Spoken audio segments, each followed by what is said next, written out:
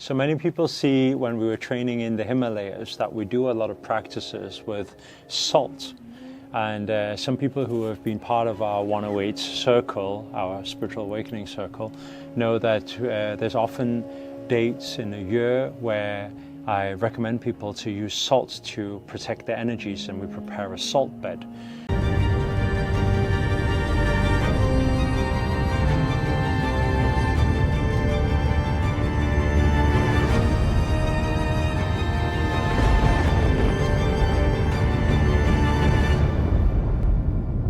So I'm going to talk a little bit about the salt bed at the end, if those of you who are interested in doing it. But there's actually a lot of very big references also in the Bible when it comes to salt. How Jesus used salt, how it was offered into the water also, right? And how it deals with the negative energies, or what's referred to as the devil or Satan and things like that. Now, in particular, from our lineage, which is the Himalayas, from my spiritual master upwards, we use Himalayan salts because Himalayas itself has a very powerful energy portal.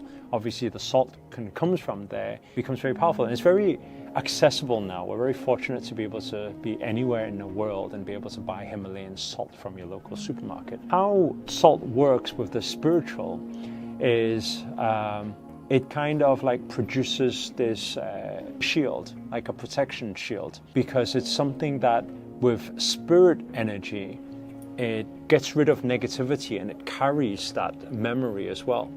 So one of the practices that we do quite a lot when we feel there are negative energies, or for some reason that period in our life is things like seems to be going wrong, or there's a lot of like what people say bad luck happens in threes.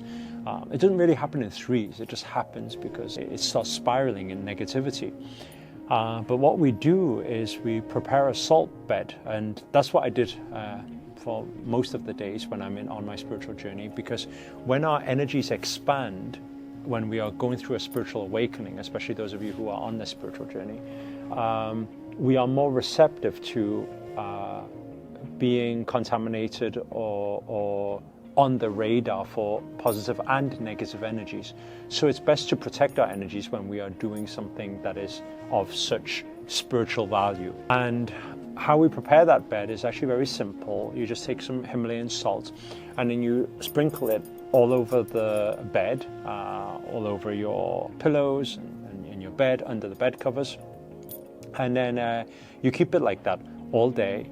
And in the evening before you sleep, and this only, if you could sleep on the salt, then great. But the only reason we do this next practice to remove the salt is because otherwise it's going to be very hard to sleep on. So you brush all the salt to one side and you just keep it on the side of your bed, and then you sleep on the bed. And then afterwards, the next day, you will do the same thing. You'll put the whole salt on the bed again. And then you do that over like a 21-day course. When you do that over a 21-day course, what happens is it allows your energy to expand without being prone to being receptive. It creates a shield in your aura. You have like a protection shield, and everything carries energy. We already know that. This is science. And salt carries very powerful energies, and it also carries a lot of healing properties as well. It's very good for the soul. And so often we would find high energy portal dates to, especially when it's kind of when rise of dark energies or negative energies are there. We usually do it during those times, or we usually do it during times where we are going through a spiritual journey. And you will find that you just feel a lot better. Your energy feels a lot lighter. You feel more energetic. You feel, even when you wake up in the morning, you feel less groggy. You don't feel like, oh, I want to stay in bed. You know, you feel more energy. So that's one very powerful practice. Obviously, there's numerous things like what was said in the Bible with the stories of Jesus offering into the water.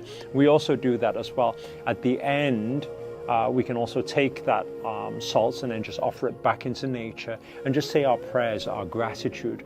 When we do that, it kind of recycles and transcends that energy into light energy back into Mother Nature, which is beautiful, right? Another thing as well, I don't know if you guys are interested in this type of topic, because it's quite deep when we talk about the DNA and the memory and the karma from from salt properties to water properties. But there's also very powerful prayer technique with water that we do a lot. And that will help amplify your powers, your spiritual powers. It will also help amplify your manifestation powers. It becomes so much faster and stronger.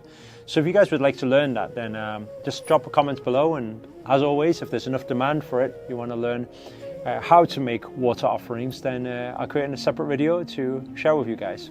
And if you enjoyed this video, or you got anything out of it whatsoever, or you already do some practices like this, or you've heard of it before, then hit the thumbs up, hit the like button, do our good karma deed for the day, and allow this message to reach out to more people and help more people.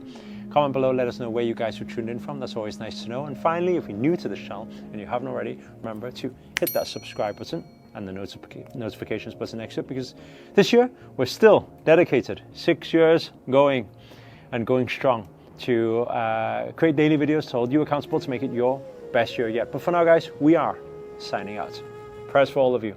Namaste. Namo Himalayan.